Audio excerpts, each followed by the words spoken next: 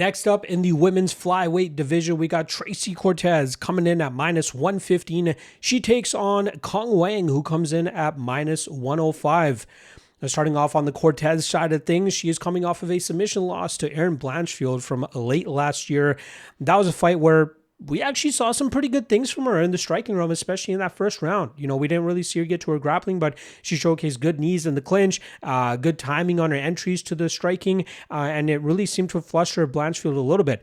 We eventually saw Cortez get to her wrestling in the second round, and she was successfully able to get that fight to the ground, but Blanchfield eventually worked back to her feet, and then at that point, it seemed like the tide really turned, and Blanchfield was able to land her own takedown, get to a dominant position, start to bust up Cortez from that top position, eventually leading to that weird rear naked choke where Blanchfield forced Cortez to tap. So that now brings Cortez down to 1-2 over her last 3 fights, which is crazy considering prior to that run, her last defeat came in her first pro fight, and she ended up stringing together 11 straight victories going into that short notice main event spot against Rose Namajunas. Now, that was obviously a very tough matchup going up against somebody that was so much more experienced at such a higher level than her, and Namajunas controlled that fight for the entirety of 4 rounds before Cortez finally had some success in the final round, but obviously it was just too little too late by then to get off on the win.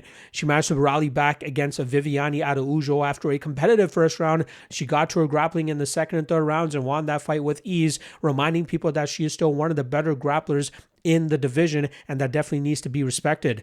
But I do like the fact that she is improving her striking game. You know, that's one thing that has kind of caused her some issues in the past, is that she's just a little bit too hesitant in the striking. She didn't throw with enough confidence, but now she's mixing it up well. Like I said, she's showcasing great knees, especially against Erin Blanchfield.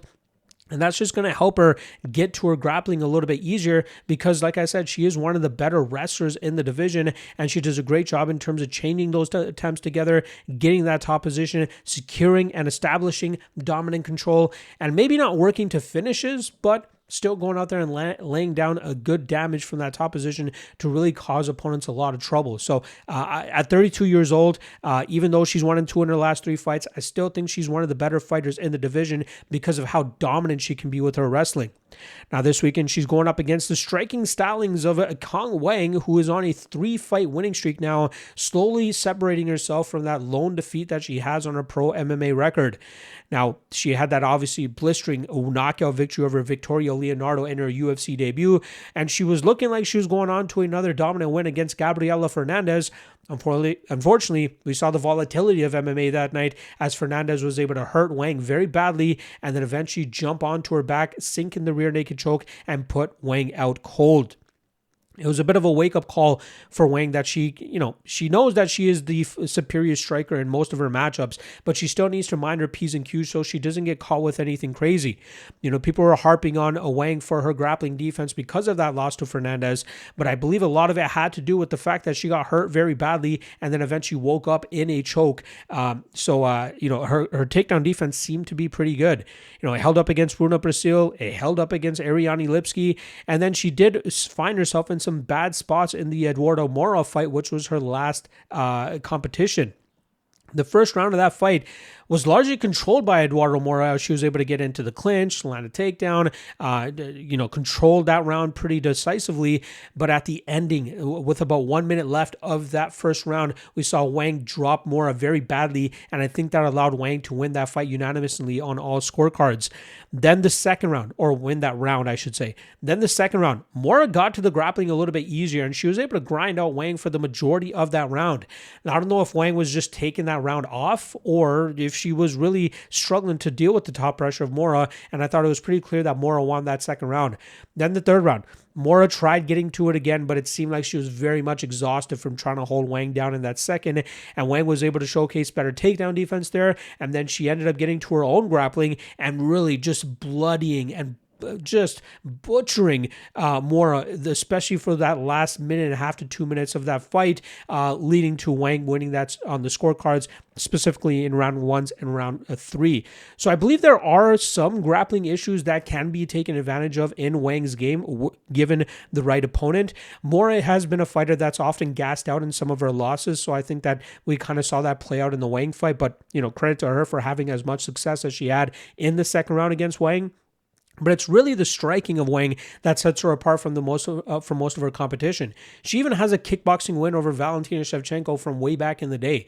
So I think there is a bit of a storyline that the UFC is trying to work towards here, similar to the Alex Pereira and Israel Adesanya storyline. But Wang obviously hit that speed bump in that loss to Gabriela Fernandez. Otherwise, it wouldn't surprise me if we had already seen them throw down against one another. But a win this weekend for Wang will surely get her closer to that opportunity, and it's hard not to give her that shot considering the storyline that's already baked into that matchup. Unfortunately for her, she's going up against a very strong wrestler here in Tracy Cortez who can take advantage of those holes in Wang's game.